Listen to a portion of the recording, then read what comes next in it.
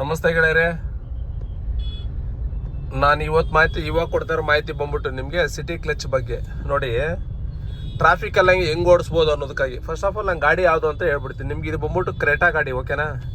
ಕ್ರೇಟಾದಲ್ಲಿ ನೋಡಿ ಮ್ಯಾನ್ಯುಯಲ್ ಗಾಡಿ ಇದು. ಕೇಳಿಸ್ತಾ ಇದೆಯಾ, ನೋಡ್ತಾ ಇದೆಯಾ? ಮ್ಯಾನ್ಯುಯಲ್ ಗಾಡಿ ಇದು. ಪಕ್ಕದಲ್ಲಿ ಒಂದು ಸ್ಟ್ರಿಪ್ ಕೂಡ ಹಾಕಿದ್ವಿ ನೋಡಿ, ಸ್ಟ್ರಿಪ್ ಇದು, ಈ ಥರ ಸ್ಟ್ರಿಪ್ಪು. ಇದು ಟಚ್ ಮಾಡಿದ್ರೆ ಸಾಕು ನೋಡಿ, ಟಚ್ ಮಾಡಿದ್ರೆ ಸಾಕು ಕ್ಲಚ್ ಆಪ್ರೇಟ್ ಆಗುತ್ತೆ.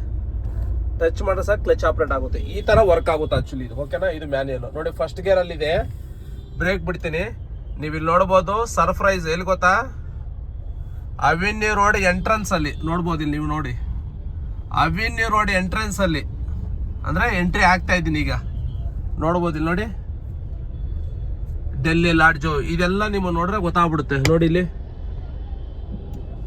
ಬಾಲಾಜಿ ಸ್ವೀಟ್ಸು, ಡೆಲ್ಲಿ ಸ್ವೀಟ್ಸು ಇಲ್ಲ ನೋಡಿ. ಇದು ಅವೆನ್ಯೂ ರೋಡ್ ಎಂಟ್ರೆನ್ಸ್, ಕರೆಕ್ಟಾ?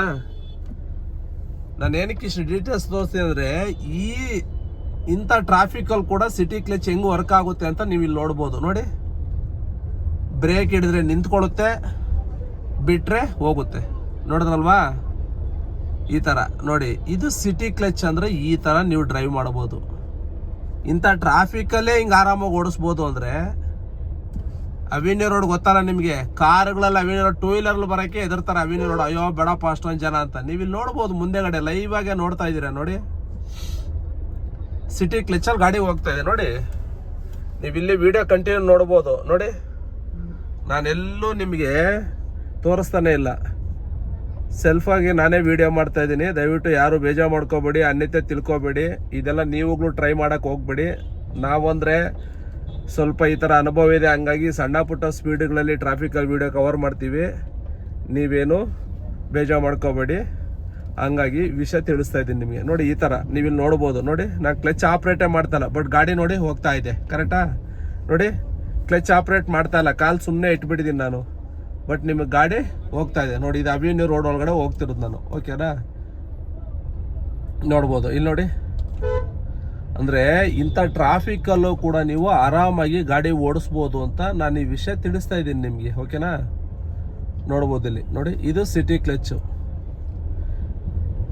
ಈಗ ಆಟೋಮೆಟಿಕ್ ಗಾಡಿ ತೊಗೊಳ್ಳೋಣ ಅಂತಂದರೆ ಒಂದು ಇರೋ ಗಾಡಿನ ಚೇಂಜ್ ಮಾಡಬೇಕು, ಪ್ಲಸ್ ರೇಟ್ ಜಾಸ್ತಿ. ಆಮೇಲೆ ಏನಾದ್ರು ರಿಪೇರಿ ಏನಾರು ಬಂತು ಅಂದರೆ ಸಿಕ್ಕಾಪಟ್ಟೆ ಕಾಸ್ಟ್ಲಿ. ಬಟ್ ಆದರೆ ಮ್ಯಾನ್ಯುಯಲ್ ಗಾಡಿ ಹಂಗಲ್ಲ. ಆಲ್ರೆಡಿ ನನ್ನ ಹತ್ರ ಮ್ಯಾನ್ಯುಯಲ್ ಗಾಡಿ ಇದೆ, ಪ್ಲಸ್ ಏನಾರು ರಿಪೇರಿ ಬಂದರೂ ಕ್ಲಚ್ ಅದು ಇದು ಕಡಿಮೆ ರೇಟಲ್ಲೂ ಆಗುತ್ತೆ. ಬಟ್ ಈ ಗಾಡಿನ ನಾನು ಹೆಂಗೆ ಆರಾಮಾಗಿ ಓಡಿಸ್ಲಿ ಅಂದರೆ ಈ ಥರ ಆಟೋಮೆಟಿಕ್ ಕ್ಲಚ್ ಹಾಕ್ಕೊಳ್ಳೋದ್ರ ಮುಖಾಂತರ ನೀವು ಆರಾಮಾಗಿ ಓಡಿಸ್ಬೋದು, ಸರಿನಾ? ನೋಡಿ, ಈ ಥರ ಒಂದು ಸ್ವಲ್ಪ ಸ್ಪೀಡ್ ಆಗಲಿ, ನಾನು ಆ ಗೇರ್ ಲಿವರ್ ಮೇಲೆ ನೋಡಿ, ಇಲ್ಲಿರುವಂಥ ಸ್ಟ್ರಿಪ್ನ ಕೈಯಲ್ಲಿ ಟಚ್ ಮಾಡ್ತೀನಿ, ಕ್ಲಚ್ ಅಪ್ಲೈ ಆಗುತ್ತೆ ನೋಡಿ. ಈ ಥರ ಗೇರ್ ಚೇಂಜ್ ಮಾಡ್ತೀನಿ ನೋಡಿ. ಕಡಿಮೆ ಸ್ಪೀಡಲ್ಲಿದೆ, ಬಟ್ ಸೆಕೆಂಡ್ ಗೇರ್ಗೆ ಹಾಕಿದ್ದೀನಿ, ಆದರೂ ನೋಡಿ ಗಾಡಿ ಆಫ್ ಆಗಲ್ಲ, ಹೋಗ್ತಾ ಇದೆ. ಇದನ್ನು ಇಂಟೆಲಿಜೆಂಟ್ ಐಡಲ್ ಡ್ರೈವ್ ಅಂತ ಕರೀತಾರೆ. ಅಂದರೆ ನೋಡಿ, ನಾನು ಈ ಕಾಲು ತೆಗೆದುಬಿಟ್ಟಿದ್ದೀನಿ ನೋಡಿ. ಅಂದರೆ ಐಡ್ಲಿಂಗಲ್ಲಿ ಎಷ್ಟು ಹೋಗ್ಬೋದು ಗಾಡಿ, ಅಷ್ಟು ಸ್ಪೀಡ್ ಮಾತ್ರ ಹೋಗುತ್ತದು ಆ ಕಾಲು ತೆಗೆದ್ರೆ. ಈ ಥರ ಇದು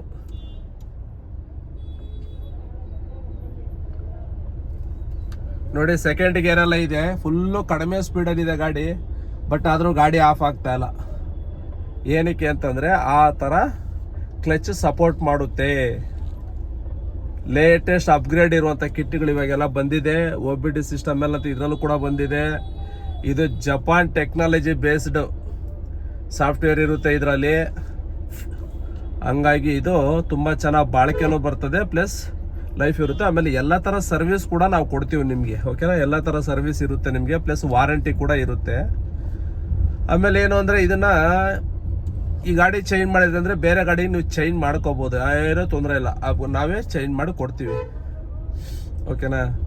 ಇನೋವಾ ಆಗ್ಬೋದು, ಕ್ರಿಸ್ಟಾ ಆಗ್ಬೋದು, ಫಾರ್ಚುನರು, ಯಾವುದೇ ಗಾಡಿಗಾದರೂ ನೀವು ಆರಾಮಾಗಿ ಚೇಂಜ್ ಮಾಡ್ಕೋಬೋದು ಇದನ್ನು, ನೋ ಪ್ರಾಬ್ಲಮ್.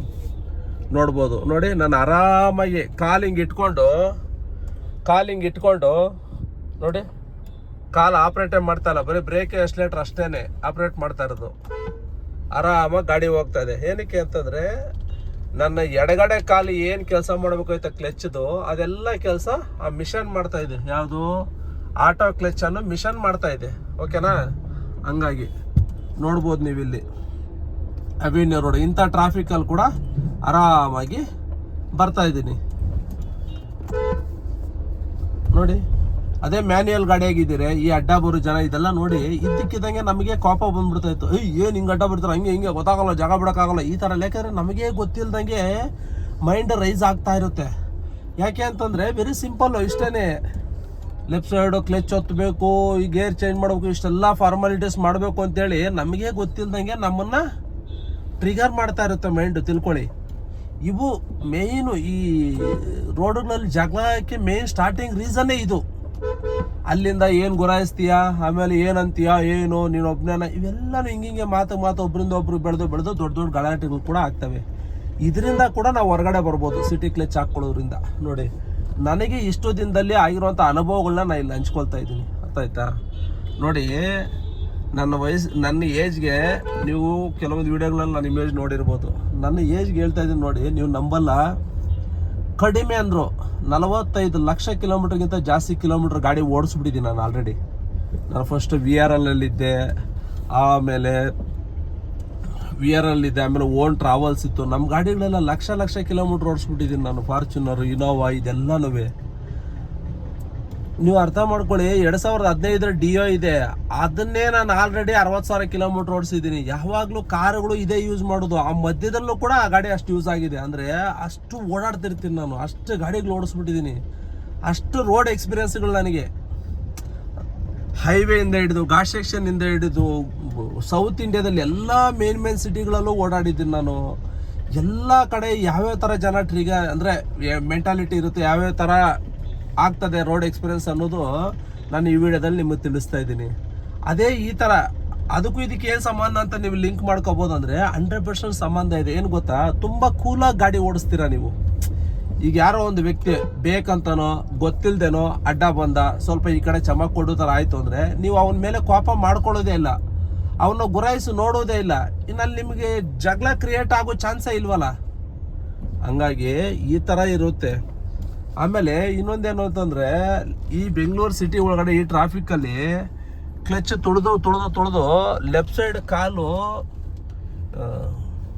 ತುಂಬ ಅಂದರೆ ತುಂಬ ನೋವಾಗೋದು, ತೊಂದರೆ ಆಗೋದು. ಕೆಲವರಂತೂ ಆಪ್ರೇಷನ್ಗಳೇ ಮಾಡಿಸ್ಕೊಂಡವ್ರೆ. ಬಟ್ ಆದರೂ ಬಲಗಾಲ ಆಪ್ರೇಷನ್ ಆಗಲ್ಲ. ನೀವು ಅಬ್ಸರ್ವ್ ಮಾಡಿದ್ದೀರಾ? ನೆನೆಸ್ಕೊಳ್ಳಿ. ಗಾಡಿ ಓಡಿಸಿ ನೋಡ್ರಿ, ಕ್ಲಚ್ ಹೊಡೆದು ಹಿಂಗಾಯ್ತು, ಈ ಕಾಲು ಹಿಂಗಾಯ್ತು ಹಂಗಾಯ್ತು ಅಂತ ಹೇಳ್ತಾರೆ. ನಾನು ಗಾಡಿ ಓಡಿಸಿ ಬಲಗಾಲ ಹಿಂಗಾಯ್ತು ಅಂತ ಯಾವುದೂ ಇಲ್ಲ. ನನ್ನ ಗಮನಕ್ಕೆ ಬಂದಿರ್ತಾರೆ ಈ ಥರ ಡಿಸ್ಕಷನ್ಗಳೇ ನಾನು ಕೇಳಿಲ್ಲ. ಯಾಕೆ ಅಂತ ಹೇಳ್ತೀನಿ ಕೇಳಿ ಲಾಜಿಕ್ಕು. ಎಡಗಾಲು ಬಂದ್ಬಿಟ್ಟು ಏನಾಗುತ್ತೆ, ಕ್ಲಚ್ ಪೆಡಲ್ ಒಂದೇ ಪೊಸಿಷನ್ನಲ್ಲೇ ಬ್ಯಾಲೆನ್ಸು ಮೇಂಟೈನ್ ಮಾಡಬೇಕು. ಈ ಥರ ಬ್ಯಾಲೆನ್ಸು ಮೇಂಟೈನ್ ಮಾಡಬೇಕು, ಪ್ಲಸ್ ತುಳಿಬೇಕು, ಎಷ್ಟಕ್ಕೆ ಬೇಕಷ್ಟು ನಿಲ್ಲಿಸ್ಬೇಕು, ಆಫ್ ಕ್ಲಚ್ ಇದೆಲ್ಲನೂ ಮ್ಯಾನೇಜ್ ಮಾಡಬೇಕು. ಯಾವುದು? ಎಡಗಾಲು. ಬಟ್ ಆದರೆ ಬಲಗಾಲ ಹಂಗಲ್ಲ. ಬಲಗಾಲು ಬಂದು ಒಂದೇ ಕಡೆ ಇರಲ್ಲ, ಎರಡೂ ಕಡೆ ಓಡಾಡ್ತಾ ಇರುತ್ತೆ. ಅಂದರೆ ಬ್ರೇಕ್ ಪೆಡಲ್ಗೂ ಓಡಾಡುತ್ತೆ, ಪ್ಲಸ್ ರೈಟ್ ಸೈಡ್ ಎಸ್ಲೇಟರ್ ಪೆಡಲ್ಗೂ ಓಡಾಡುತ್ತೆ. ಒಂದೇ ಕಡೆ ಸ್ಟೇಬಲ್ ಆಗಿ ಎಡಗಾಲ್ ಥರ ನಾವು ಒಂದು ಕಂಟಿನ್ಯೂಸ್ ಆಗಿ ಹಿಡ್ಕೊಳ್ಳೋಂಥ ಅವಶ್ಯಕತೆ ಇಲ್ಲ. ಹಂಗಾಗಿ ಏನಾಗುತ್ತೆ, ಬಲಗಾಲ್ಗೆ ಅಷ್ಟೊಂದು ಎಫೆಕ್ಟ್ ಆಗಲ್ಲ, ತಿಳ್ಕೊಳ್ಳಿ. ಕರೆಕ್ಟಾ? ಆಮೇಲೆ ನೀವು ಯೋಚನೆ ಮಾಡ್ಬೋದು, ಕ್ಲಚ್ ಹಾಕಿದ್ಮೇಲೆ ಕ್ಲಚ್ ಪೆಡಲ್ಗೆ ಏನು ಕೆಲಸ, ಆರಾಮಾಗಿರುತ್ತಲ್ಲ ಅಂತ, ಗೇರ್ ಹಾಕಿದ್ಮೇಲೆ ಅಂತ. ಇಲ್ಲ, ಆರಾಮಾಗಿದ್ರೂ ಕ್ಲಚ್ಚು ಆಫ್ ಕ್ಲಚ್ ಮೇಂಟೈನ್ ಮಾಡೋದು, ಹಿಂಗೆ ಕ್ಲಚ್ ಬಿಡೋದು ಇದೆಲ್ಲ ಇದೆ ಗೊತ್ತಾ. ಅದನ್ನು ಫೋಕಸ್ ಮಾಡೋಕೆ ಏನಾಗುತ್ತೆ, ಈ ನೀ ಮೇಲ್ಗಡೆ ಅಂದರೆ ಈ ಮಂಡಿ ಮೇಲ್ಗಡೆ ತುಂಬ ಪ್ರೆಷರ್ ಬೀಳುತ್ತೆ, ತಿಳ್ಕೊಳ್ಳಿ. ಹಂಗಾಗಿ ಯಾವಾಗಲೂ ಎಡಗಾಲು ಪ್ರಾಬ್ಲಮ್ ಆಗೋದು. ಈಗ ನೋಡಿ, ನಾನು ಥರ್ಡ್ ಗೇರ್ಗೆ ಹಾಕಿದ್ದೀನಿ, ಬಟ್ 0 ಸ್ಪೀಡಲ್ಲಿದೆ. ಬಟ್ ಗಾಡಿ ಆದರೂ ಆಫ್ ಆಗಿಲ್ಲ. ನೋಡಿದ್ರಾ? ನೋಡಿ, ಎಸ್ಲೇಟರ್ ಕೊಟ್ಟೆ, ರೈಸ್ ಆಗ್ತಾ ಇದೆ, ನಿಧಾನಕ್ಕೆ ಹೋಗ್ತಾ ಇದೆ. ನೋಡಿ, ಈ ಥರ ಗಾಡಿ ಆಫ್ ಆಗಲ್ಲ ನಿಮಗೆ. ನೀವು ಯಾವುದೋ 5th ಗೇರಲ್ಲ 4th ಗೇರಲ್ಲಿ ಇರ್ತೀರ, 80-90 ಸ್ಪೀಡಲ್ಲಿ ಇರ್ತೀರ, ಸಡನ್ನಾಗಿ ಸ್ಲೋ ಆಗಿ ಗಾಡಿ ನಿಂತ್ಕೊಳ್ತು ಅಂತ ಇಟ್ಕೊಳ್ಳಿ. ಆವಾಗಲೂ ಅಷ್ಟೇ, ನಿಮಗೆ 4th 5th ಗೇರಲ್ಲೇ ಗಾಡಿ ಇರಲಿ, ಬಟ್ ಗಾಡಿ ಆಫ್ ಆಗಲ್ಲ. ಹಂಗೆ ಸ್ಟೇಬಲ್ ಆಗಿರುತ್ತೆ. ಆಮೇಲೆ ಈಗ ಮ್ಯಾನ್ಯುಯಲ್ ಗಾಡಿ ಅಲ್ವಾ, ಎಲ್ಲರೂ ಸಡನ್ನಾಗಿ ಕಂಟ್ರೋಲ್ ಮಾಡ್ಬೇಕಂದ್ರೆ ನಾವು ಗೇರ್ ಹಾಕ್ಬಿಟ್ಟೆಲ್ಲ ಕಂಟ್ರೋಲ್ ಮಾಡ್ತೀವಿ, ಆ ಥರ ಮಾಡ್ಬೋದು ಅಂತ. ಅಫ್ಕೋರ್ಸ್ 100% ಮಾಡ್ಬೋದು. ಯಾಕೆ ಅಂತಂದರೆ ಗಾಡಿಯಲ್ಲಿರುವಂಥ ಒರಿಜಿನಾಲಿಟಿ ಏನಿದೆ ಎಲ್ಲ ಹಂಗೆ ಇದೆ. ನಾವು ಅದನ್ನೆಲ್ಲ ಮಾಡಿಫಿಕೇಶನ್ ಯಾವತ್ತೂ ಮಾಡಲ್ಲ, ಬರೀ ಆ್ಯಡ್ ಆನ್ ಮಾಡ್ತೀವಿ ಅಷ್ಟೇ, ಅದನ್ನು ಮಾಡಿಫಿಕೇಶನ್ ಮಾಡಲ್ಲ. ಈಗೇನು ನಾವು ಕ್ಲಚ್ ಹೊಡೆದ್ಬಿಟ್ಟು ಗೇರ್ ಡೌನ್ ಮಾಡ್ತಿದ್ವಲ್ಲ, ಆ ಕ್ಲಚ್ ಕಾಲಲ್ಲಿ ತೊಳೆಯೋ ಬದಲು ಇಲ್ಲಿ ಪ್ರೆಸ್ ಮಾಡ್ರೆ ಸಾಕು, ಕ್ಲಚ್ ಅಪ್ಲೈ ಆಗುತ್ತೆ. ಗೇರ್ ಡೌನ್ ಮಾಡಿ ಅದನ್ನು ಬಿಡಿ, ಗೇರ್ ಕಂಟ್ರೋಲ್ ಆಗುತ್ತೆ ಅಷ್ಟೇ. ಅದ್ಯಾವುದು ನಿಮಗೆ ಚೇಂಜಸ್ ಆಗಲ್ಲ. ಗೇರ್ ಕಂಟ್ರೋಲ್ ಎಲ್ಲ ಹಂಗೆ ಇರುತ್ತೆ. ಬಟ್ ಆದರೆ ನಿಮ್ಗೆ ಏನಂದರೆ ಕ್ಲಚ್ ಲೈಫ್ ಜಾಸ್ತಿ ಬರ್ತದೆ, ಅರ್ಥ ಮಾಡ್ಕೊಳ್ಳಿ. ಈ ಆಟೋಮೇಟೆಡ್ ಮಿಷನಲ್ಲಿ ಯೂಸ್ ಮಾಡೋದ್ರಿಂದ ಕ್ಲಚ್ ಲೈಫ್ ಜಾಸ್ತಿ ಬರುತ್ತೆ ನಿಮಗೆ. ಯಾಕೆ ಅಂತಂದರೆ ನಾವು ಮನುಷ್ಯರು ಏನು ಮಾಡ್ತೀವಿ, ಯಾವುದೋ ಜ್ಞಾನದಲ್ಲಿ ಮತ್ತೊಂದು ಇದರಲ್ಲಿ ಈ ಕ್ಲಚ್ನ ಫುಲ್ಲು ತುಳಿದಿರಲ್ಲ, ಅರ್ಧ ತುಳಿದಿರ್ತೀವಿ, ಮುಕ್ಕಾಲು ತುಳಿದಿರ್ತೀವಿ, ಹಂಗೆ ಗೇರ್ ಚೇಂಜ್ ಮಾಡ್ತಿರ್ತೀವಿ. ಸುಮ್ಮನೆ ಏನಾಗಲ್ವಲ್ಲ ಬಿಡು ಅಂತ ಹೇಳ್ಬಿಟ್ಟು ಕ್ಲಚ್ ಪೆಡಲ್ ಮೇಲೆ ಹಿಂಗೆ ಕಾಲಿ ಕಡೆ ಓಡಿಸ್ತಾ ಇರ್ತೀರಿ. ಇದು ಹೈಡ್ರಾಲಿಕ್ ಆಗಿರೋದ್ರಿಂದ ಏನಾಗುತ್ತೆ, ಲೈಟಾಗಿ ಪ್ರೆಸರ್ ಬಿದ್ದರೂ ಏನಾಗುತ್ತೆ, ಆ ಕ್ಲಚ್ ಪ್ಲೇಟು ಹಿಂಗೆ ಪ್ರೆಸರ್ ಹಿಂಗೆ ತಡಿತಾ ಇರುತ್ತೆ ರನ್ನಿಂಗಲ್ಲಿ. ಅವಾಗ ಏನಾಗುತ್ತೆ, ಕ್ಲಚ್ ಪ್ಲೇಟ್ ಸವಿಯಕ್ಕೆ ಸ್ಟಾರ್ಟ್ ಆಗುತ್ತೆ, ತಿಳ್ಕೊಳ್ಳಿ. ಇಲ್ಲಾಂದ್ರೆ ಏನಾಗುತ್ತೆ, ಬಿಸಿಯಾಗಿ ಕ್ಲಚ್ ಪೆಡಲ್ ಹಾಡಾಗಿ ಸ್ಟಾರ್ಟ್ ಆಗುತ್ತೆ. ಹಂಗಾಗಿ ಬಟ್ ಮಿಷನ್ ಏನು ಮಾಡುತ್ತೆ ಅಂದರೆ ಅದ್ರ ಕೆಲಸ ಮುಗಿದ್ಮೇಲೆ ಸಂಪೂರ್ಣ ರಿಲೀಸ್ ಮಾಡಿಬಿಡುತ್ತೆ ಪೆಡಲ್ನ. ಅದ್ರ ಕೆಲಸ ಮುಗಿದ್ಮೇಲೆ ಸಂಪೂರ್ಣ ರಿಲೀಸ್ ಮಾಡಿಬಿಡುತ್ತೆ. ಹಂಗಾಗಿ ಏನಾಗುತ್ತೆ, ಕ್ಲಚ್ ಪ್ಲೇಟ್ ನಿಮಗೆ ಡ್ಯಾಮೇಜಸ್ ಆಗಲ್ಲ, ತಿಳ್ಕೊಳ್ಳಿ. ಹಂಗಾಗಿ ಇದು ಕ್ಲಚ್ ಬಗ್ಗೆ. ಆಮೇಲೆ ಇದರಲ್ಲಿ ಹೆಂಗ್ ಗೊತ್ತಾ, ನಿಮ್ಗೆ ಬೇಕು ಅಂದರೆ ಸ್ವಿಚ್ ಆನ್ ಮಾಡ್ಕೊಂಡ್ರೆ ಆಟೋ ಕ್ಲಚ್ ಆನ್ ಆಗುತ್ತೆ, ಸ್ವಿಚ್ ಆಫ್ ಮಾಡ್ಕೊಂಡ್ರೆ ಆಟೋ ಕ್ಲಚ್ ಆಫ್ ಆಗುತ್ತೆ. ಈಗ ಒಂದು ಎಕ್ಸಾಂಪಲ್ ನೋಡಿ, ನಾನು ಸ್ವಿಚ್ ಆಫ್ ಮಾಡಿ ತೋರಿಸ್ತೀನಿ ಗಾಡೀಲಿ. ನೋಡಿ, ಕ್ಲಚ್ ಪೆಡಲ್ ಮೇಲೆ ಬಂತು ನೋಡಿ. ಈಗ ಮ್ಯಾನ್ಯುಯಲ್ ಇದು, ಈಗ ನಾನು ಕಾಲಲ್ಲೇ ಆಪ್ರೇಟ್ ಮಾಡ್ಕೋಬೇಕು, ಕಾಲಲ್ಲೇ ಆಪ್ರೇಟ್ ಮಾಡಬೇಕು. ನೋಡಿ, ಇಲ್ಲಿ ಬಟನ್ ಒತ್ತಿದ್ರು ನೋಡಿ, ಅಲ್ಲಿ ಕ್ಲಚ್ ಪೆಡಲ್ ಏನು ಆಡ್ತಾ ಇಲ್ಲ, ಕರೆಕ್ಟಾ? ಬಟನ್ ಒತ್ತಾ ಇದ್ದೀನಿ ಬಟ್ ಕ್ಲಚ್ ಪ್ಲೇಟ್ ಆಪ್ರೇಟ್ ಆಗ್ತಾಯಿಲ್ಲ. ಅದೇ ಆನ್ ಮಾಡಿ ತೋರಿಸ್ತೀನಿ ನೋಡಿ ನಿಮಗೆ. ಹಿಂಗೆ ಆಫ್ ಮಾಡಿಬಿಟ್ಟು ಯಾರಿಗೆ ಈ ಕ್ಲಚ್ ಓಡ್ಸಕ್ಕೆ ಬರೋಲ್ಲ ಅಂಥವ್ರು ಗಾಡಿ ಕೊಡ್ಬೋದು, ನೀವು ಸರ್ವಿಸ್ ಕೊಟ್ಟಾಗ ಆಫ್ ಮಾಡಿ ಕೊಡ್ಬೋದು, ಅಥವಾ ಫ್ರೆಂಡ್ಗೆ ಯಾರು ಕೊಟ್ಟರೆ ಹಿಂಗೆ ಆಫ್ ಮಾಡಿ ಕೊಡ್ಬೋದು. ನೋಡಿ, ಆ ಸ್ವಿಚ್ ಆನ್ ಆಗ್ತಿದ್ದಂಗೆ ಕ್ಲಚ್ ಪೆಡಲ್ ಒಳಗೋಯ್ತು ನೋಡಿ, ಇಲ್ಲಿ ನೋಡ್ಬೋದು ನೀವು. ನೋಡಿ, ಕಾಣಿಸ್ತಾ ಇದೆ ನಿಮಗೆ, ಕ್ಲಿಯರ್ ಆಗಿಲ್ಲ ಅನ್ಸುತ್ತೆ ನೋಡಿ.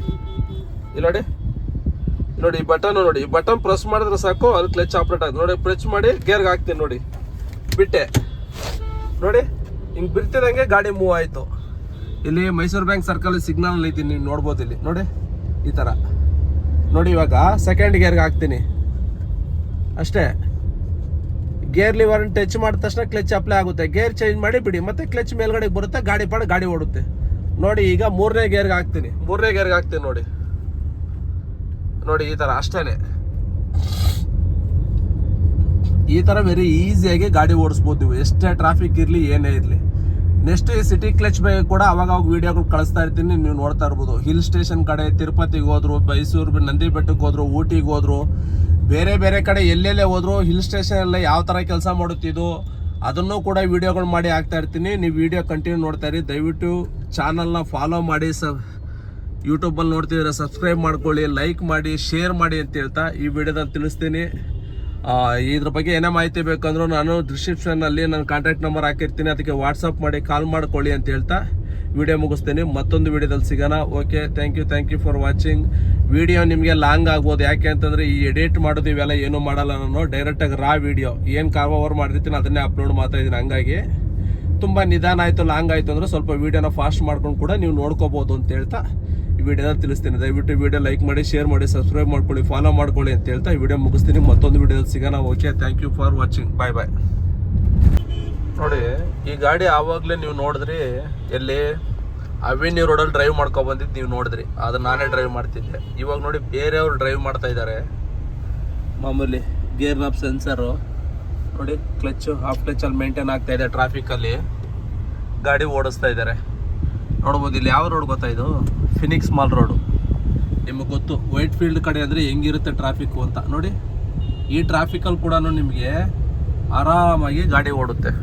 ಇದು ತುಂಬ ಕ್ಲೋಸ್ ಆಯಿತು, ನಾನು ತೋರಿಸ್ಬೋದು ನಿಮಗೆ.